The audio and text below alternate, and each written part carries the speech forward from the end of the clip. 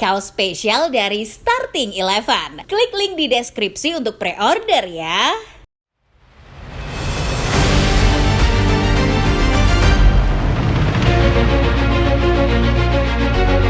Manchester United menahan imbang Chelsea dalam laga lanjutan game week ke-10 Liga Primer Inggris. Hasil imbang ini memang bukan sesuatu yang buruk-buruk amat buat setan merah. Namun hasil imbang ini seakan menggarisbawahi satu masalah besar MU yang nyatanya belum tuntas walau sempat dikira sudah menghilang. Kegemaran MU membuang-buang peluang ternyata masih dipertahankan klub asal Manchester. Walau kursi kepelatihan kini dipegang Ruud van Nistelrooy yang katanya lebih efektif dari Ten Hag. MU baik kembali ke setelan pabrik dan harus segera mencari solusi atas masalah ini. Lantas, bagaimana MU kembali menunjukkan kegemarannya membuang-buang peluang? Sebelum menyimak videonya, jangan lupa tekan tombol subscribe, like, dan nyalakan notifikasinya. Karena akan ada informasi-informasi menarik dan terupdate seputar dunia sepak bola setiap harinya dari channel Starting Eleven Moment.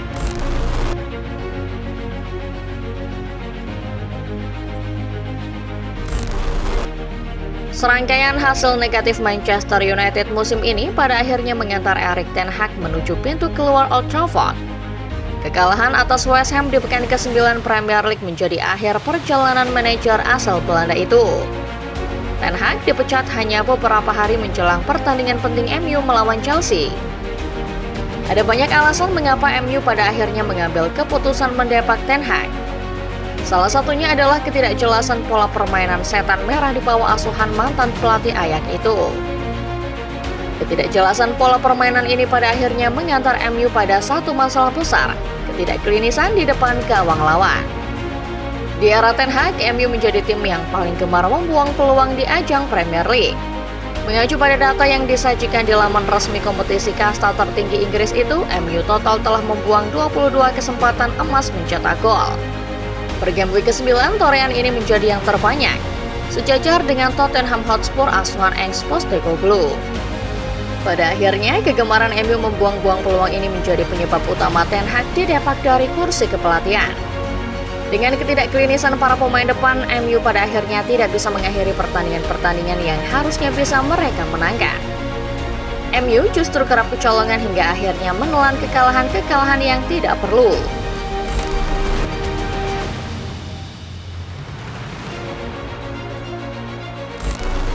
Sepeninggal Ten Hag, Manchester United langsung bergerak cepat menunjuk Ruben Amorim sebagai penggantinya.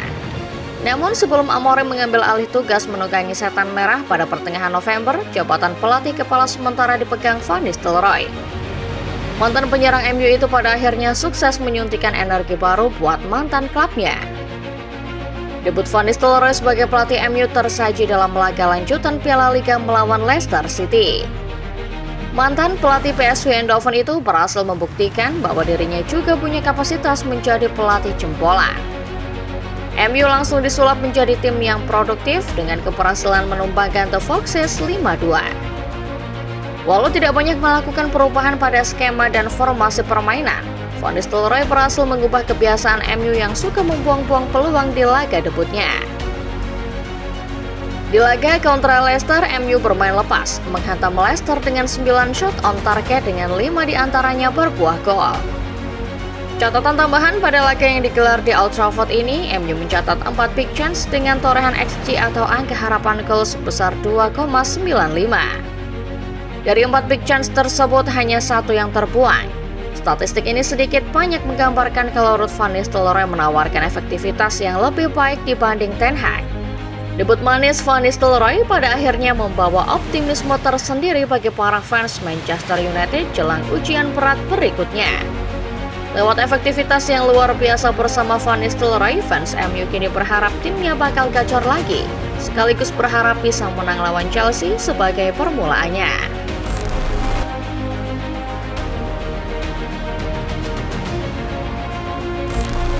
Optimis melihat bagaimana efektifnya MU bersama Van Nistelrooy sebagai pelatih baru memang tidak salah. Namun perlu diperhatikan pula bahwa kemenangan MU di laga debut sang pelatih terjadi di ajang Piala Liga. Lazimnya sebuah tim tidak akan begitu ngotot bermain di kompetisi semacam ini. Belum lagi, lawan yang dihadapi adalah Leicester City, klub yang secara kualitas jauh di bawah MU.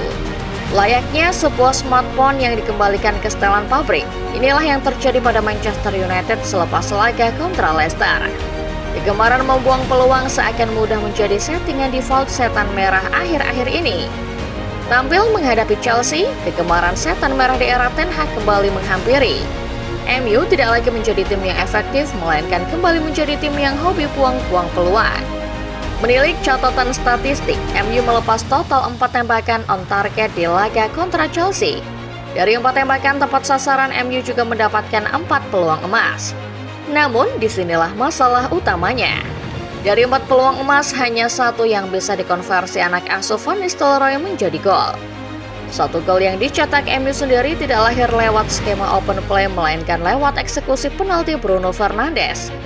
Fakta ini agaknya mempertegas kalau MU punya satu masalah besar yang sejatinya belum selesai. Mereka belum banyak berubah dan masih mempertahankan identitas sebagai tim yang gemar membuang-buang peluang.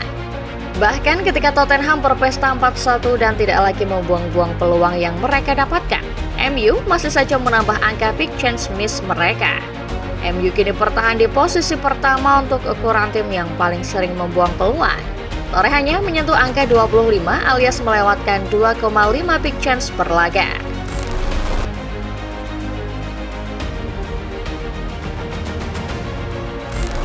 Pasca laga melawan Chelsea, kini ada satu PR besar yang harus diselesaikan oleh pelatih Manchester United. PR terbesarnya tentu akan diserahkan kepada Ruben Amorim, pelatih yang didapuk menggantikan Erik ten Hag.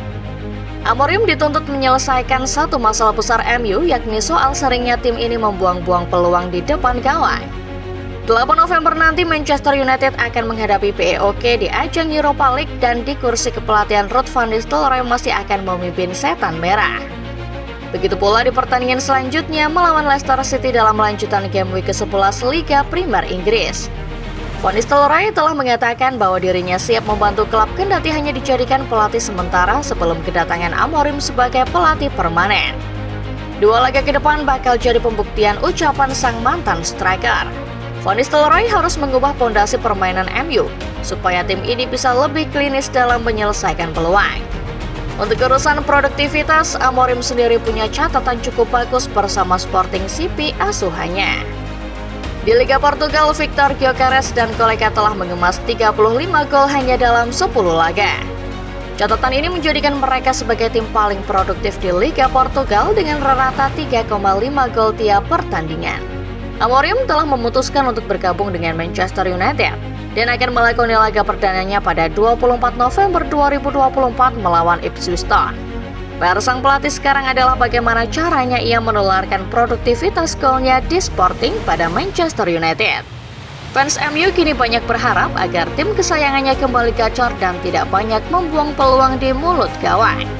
Itulah dia ulasan mengenai MU yang ternyata kembali ke setelan pabriknya sebagai tim paling sering membuang peluang, walau sempat digadang bakal gacor bersama Van Nistelrooy. Bagaimana menurut football lover sendiri? Apakah kedatangan Ruben Amorim adalah solusi tepat mengubah pakem MU yang tidak klinis di depan gawang? Tulis pendapat kalian di kolom komentar ya.